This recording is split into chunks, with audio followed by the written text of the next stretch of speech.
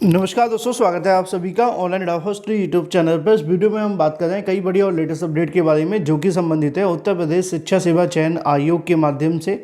उत्तर प्रदेश शिक्षा सेवा चयन आयोग के माध्यम से परीक्षा कैलेंडर को लेकर मुहर के बारे में, यूपी टीजीटी बीजीटी नई एग्जाम डेट के साथ साथ अगर बात की जाए यूपी टीईटी की एग्जाम डेट के बारे में, साथ ही साथ अगर बात की जाए एग्जाम को लेकर जो कि संबंधित है एलटी ग्रेड का, जिसको लेकर आप जानते हैं कि कई विषयों की परीक्षा हो गई है लेकिन कुछ विषयों की परीक्षा को लेकर जो विवाद है वो हो गया है।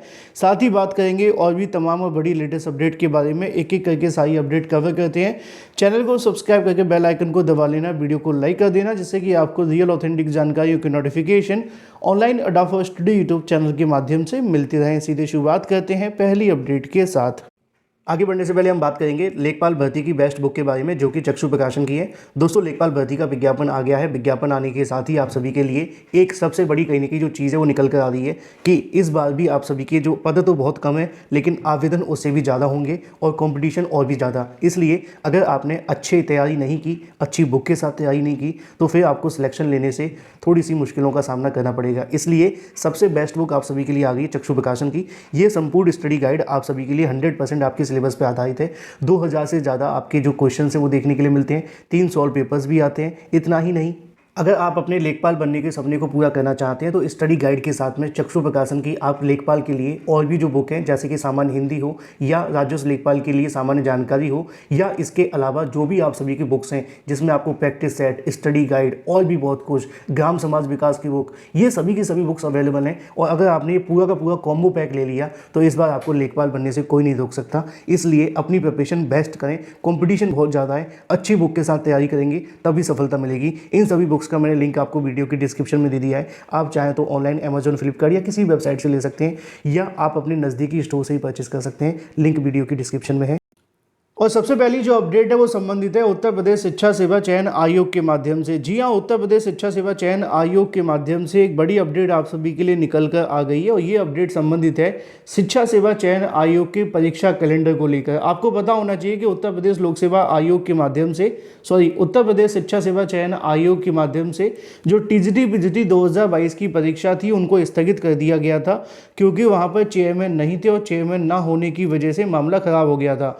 तो वहीं दूसरी तरफ एक और मामला संबंधित था, वो संबंधित था आप सभी के लिए यूपी टीईटी को लेकर, क्योंकि यूपी टीईटी की जो एग्ज़ाम डेट घोषित की गई थी 29 और 30 जनवरी, धीरे धीरे करके वो भी आने लगी है, लेकिन बावजूद इसके वो परीक्षा अब होने वाली नहीं है और उस परीक्षा को भी स्थगित करने का जो डिसीजन है वो आप सभी के सामने उत्तर प्रदेश शिक्षा सेवा चयन आयोग के माध्यम से पिछली बैठक में ही ले लिया गया था। जब पहली बैठक हुई थी उसमें ये बता दिया गया था कि जो आपकी यूपी टीईटी की परीक्षा है वो तो किसी हाल में नहीं होगी, ये कन्फर्म है, लेकिन जो नई तारीखें देखने के लिए मिलेंगी उसके बारे में चीज़ें निकल कर सामने आ गई थी 17-18 मई। यानी कि एक बात तो कंफर्म हो गई है कि उत्तर प्रदेश शिक्षा सेवा चयन आयोग का जो सबसे बड़ा फोकस है वो सिर्फ उन परीक्षाओं को लेकर है जो परीक्षाएं आपकी पहले से लंबित हैं, चाहे वो आपकी टीजीटी बीजीटी की परीक्षा हो या हो यूपी टीईटी की परीक्षा। इसी के साथ मैं आपको एक छोटी सी जानकारी और दे दूं, अगर आप एलटी ग्रेड की प्रिपरेशन करें, आखिरी के 7 दिनों में आपको अपना कहने की एक सीट कंफर्म करनी है, तो आपके पास अभी भी समय है जीके जीएस अच्छे से पढ़ने का।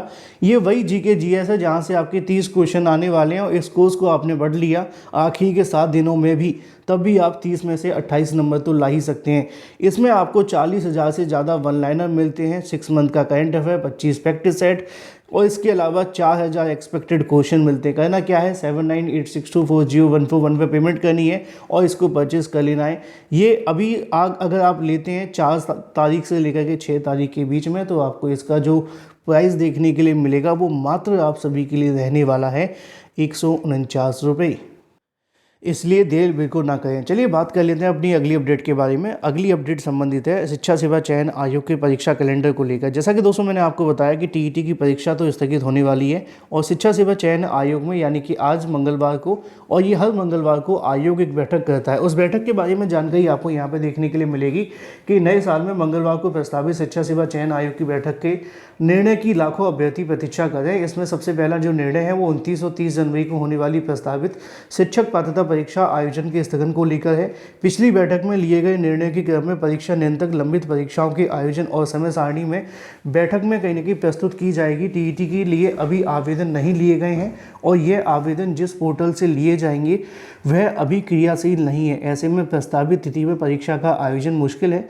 इस तरीके से परीक्षा को कहीं ना कहीं स्थगित होना पूरे तरीके से तय है और नई जो तारीखें वो तय की जा सकती हैं। बैठक में लंबित भर्तियों के आयोजन पर विस्तृत चर्चा के साथ डॉक्टर प्रशांत कुमार सभी सदस्यों के अधिकारियों के साथ करेंगे, जिसमें टीईटी के अलावा दूसरा जो मामला है वो टीजीटी पीजीटी भर्ती को लेकर है, क्योंकि टीजीटी पीजीटी की परीक्षा के संबंध में आप जानते हैं कि परीक्षा कराए जाने को लेकर काफ़ी बार परीक्षा की तारीखें तो आई लेकिन परीक्षा नहीं हो पाई। इसी के क्रम में लिखा हुआ कि इसके साथ ही आयोग निर्माणाधीन पोर्टल की प्रगति पर भी आयोग की समीक्षा की जाएगी। इसमें होने वाले निर्णय के क्रम में आगे की कार्यवाही संचालित की जाएगी। आयोग की ओर से पोर्टल पर क्रियाशील कराने के साथ ही साथ टीईटी को लेकर विज्ञापन जारी किए जाने के साथ नई शिक्षक भर्तियों के अध्याचन लेकर विज्ञापन जारी करने का जो मुद्दा है वो देखने के लिए मिल सकता है। आज होने वाली बैठक टीईटी के साथ साथ टीजीटी पीजीटी को लेकर भी बेहद महत्वपूर्ण रहने वाली है।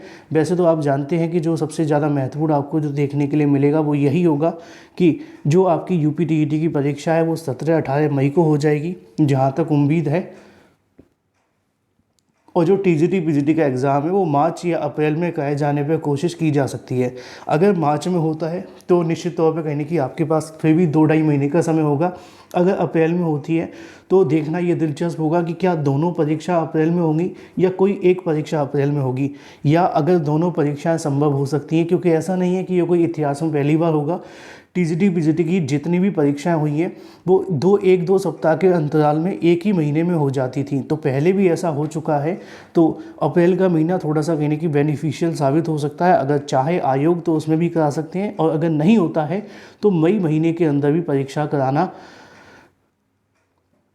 एक कहीं ना कहीं बड़ी चुनौती साबित हो सकती है। उसकी वजह आप जानते हैं कि मई में अगर यूपी टीईटी होगा तो 2 बड़ी परीक्षाएं आयोग नहीं चाहेगा कि किसी एक महीने में करवाई जाएं। इसलिए देखना ये दिलचस्प होगा कि 17-18 मई को अगर यूपी टेट होता है तो टीजीटी पीजीटी जो उम्मीद है कि 25-26 अप्रैल को एक परीक्षा हो सकती है। अगर एक साथ करानी है तो 1-2 हफ्ते के अंतराल पर दूसरी परीक्षा की तारीख होगी। अगर नहीं तो फिर आप जानते हैं मई के बाद अगला जो महीना होगा वो जून का देखने के लिए मिलेगा, और हो सकता है कि जून में कुछ चीज़ें बदलती दिखाई दें। वहीं दूसरी तरफ बात कर ली जाए एलटी ग्रेड के बारे में। एलटी ग्रेड को लेकर आप जानते हैं कि परीक्षा स्थगित को लेकर अभ्यर्थी मांग कर रहे हैं। लगातार छात्रों के माध्यम से मांग की जा रही है कि एलटी ग्रेड परीक्षा को स्थगित कर दिया जाए। आज का दिन बेहद महत्वपूर्ण है परीक्षा को लेकर। देखना ये दिलचस्प होगा कि उत्तर प्रदेश लोक सेवा आयोग क्या डिसीजन लेता है, परीक्षा को स्थगित करते हैं या उसी तय तारीख पर परीक्षा कराते हैं। दूसरी तरफ ये तो कन्फर्म है कि प्रयागराज के अंदर कोई परीक्षा नहीं होगी, लेकिन क्या सिर्फ प्रयागराज की स्थगित होगी या पूरे जिले की, ये शाम तक आयोग के माध्यम से बता दिया जाएगा। जैसे भी कोई जानकारी निकलेगी मैं आपको आकर के बता दूंगा। वहीं दूसरी तरफ लेखपाल भर्ती को लेकर अभ्यर्थी लगातार कहने की मांग कर रहे हैं कि पीईटी के अंदर एक कॉमन कट ऑफ लगा दी जाए, जिससे कि सभी अभ्यर्थियों को ज़्यादा से ज़्यादा संख्या में आवेदन करने का मौका मिल सके।